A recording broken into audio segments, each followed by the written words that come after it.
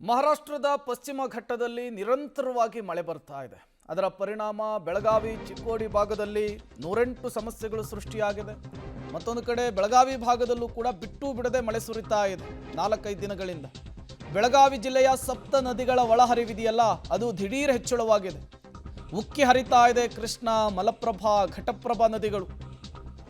ಮಹಾರಾಷ್ಟ್ರದಿಂದ ಕೃಷ್ಣಾ ನದಿಗೆ 90,000 ಕ್ಯೂಸೆಕ್ ನೀರನ್ನ ಹರಿಬಿಡಲಾಗ್ತಾ ಇದೆ. ಘಟಪ್ರಭಾ ನದಿಗೆ 16,000 ಕ್ಯೂಸೆಕ್ನಷ್ಟು ನೀರು ರಿಲೀಸ್ ಆಗಿದೆ. ಹಾಗಾಗಿ ನದಿ ಪಾತ್ರದ ಜನರಲ್ಲಿ ಆತಂಕ ಮನೆ ಮಾಡಿದೆ.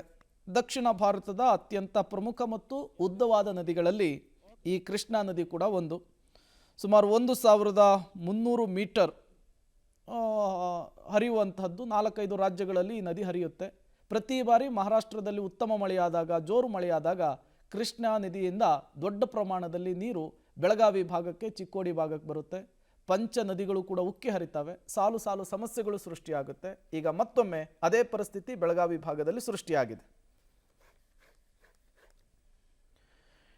ಡೀಟೇಲ್ಸ್ ಅನ್ನು ಕೊಡೋದಕ್ಕೆ ಚೇತನ್ ನೇರ ಸಂಪರ್ಕದಲ್ಲಿ ಜಾಯಿನ್ ಆಗಿದ್ದಾರೆ. ಚೇತನ್, ಕೃಷ್ಣಾ ನದಿಯ ಅಬ್ಬರ ದಿನದಿಂದ ದಿನಕ್ಕೆ ಜಾಸ್ತಿ ಆಗ್ತಾ ಇದೆ.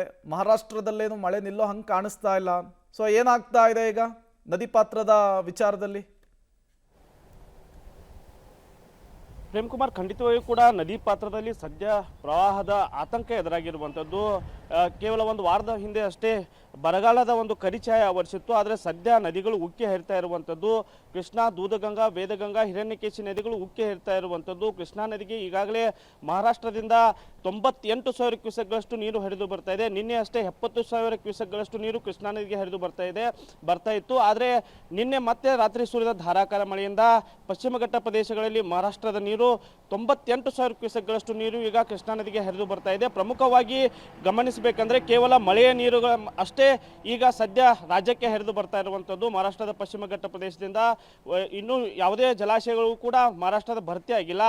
ಅವು ಕೂಡ ಈಗ ಭರ್ತಿ ಹಂತಕ್ಕೆ ತಲುಪ್ತಾ ಇರುವಂಥದ್ದು. ಒಂದು ವೇಳೆ ಜಲಾಶಯದ ನೀರು ಹಾಗೂ ಮಳೆಯ ನೀರು ಬಂದರೆ ಒಂದು ರೀತಿಯಾದಂಥ ಪ್ರವಾಹ ಎದುರಾಗುವ ಎಲ್ಲ ಸಾಧ್ಯತೆಗಳಿರುವಂಥದ್ದು. ಈಗ ನಿನ್ನೆ ಅಷ್ಟೇ ಕೇವಲ 5-6 ದಿನಗಳಿಂದ 91 ಲಕ್ಷ ಕ್ಯೂಸೆಕ್ಗಳವರೆಗೆ ಕೃಷ್ಣಾ ನದಿ ನೀರಿನ ಒಳಹರಿವು ಆಗಿದ್ದು, ಇದೇ ರೀತಿ ಮಳೆ ಮುಂದುವರೆದರೆ ನಾಳೆ 1,50,000, 1,60,000 ಕ್ಯೂಸೆಕ್ಗಳಷ್ಟು ನೀರು ಬರುವ ಸಾಧ್ಯತೆಗಳಿರುವಂಥದ್ದು. ಪ್ರಮುಖವಾಗಿ ಯಾವಾಗ ಕೃಷ್ಣಾ ನದಿ ತೀರದಲ್ಲಿ 1,80,000 ಕ್ಯೂಸೆಕ್ ನೀರು ದಾಟುತ್ತೆ, ಆವಾಗ ಸದ್ಯ ನದಿ ನೀರು ತನ್ನ ಪಾತ್ರವನ್ನು ಬಿಟ್ಟು ಇನ್ನು ಪಕ್ಕದ ಗ್ರಾಮಗಳಿಗೆ ತೆರಳುತ್ತೆ. ಸದ್ಯ ಈಗ ಎಲ್ಲ ನದಿಗಳು ಕೂಡ, ದೂಧಗಂಗಾ, ವೇದಗಂಗಾ ಜೊತೆಗೆ ಕೃಷ್ಣಾ ನದಿಗಳು ಕೂಡ ತನ್ನ ಪಾತ್ರವನ್ನು ಬಿಟ್ಟು ಹೊರಗೆ ಬಂದಿರುವಂಥದ್ದು ದೃಶ್ಯದಲ್ಲಿ ನೋಡ್ಬೋದು. ಈಗಾಗಲೇ ನದಿಗಳು ತನ್ನ ಪಾತ್ರವನ್ನು ಬಿಟ್ಟು ಹೊರಗೆ ಬರ್ತಾ ಇದ್ದಾವೆ. ನದಿ ತೀರದ ಏನು ಈ ಜಮೀನುಗಳಿದ್ದಾವೆ, ಜಮೀನುಗಳಿಗೆ ನುಗ್ತಾ ಇದ್ದಾವೆ. ಒಂದು ಕಡೆ ಇಷ್ಟು ದಿನ ಬರಗಾಲ ಬರುತ್ತೆ ಅನ್ನೋ ಆತಂಕ ಇತ್ತು ರೈತರಲ್ಲಿ. ಆದರೆ ಈಗ ಸದ್ಯ ಬೆಳೆ ನಾಶದ ಆತಂಕ ಎದುರಾಗಿರುವಂಥದ್ದು.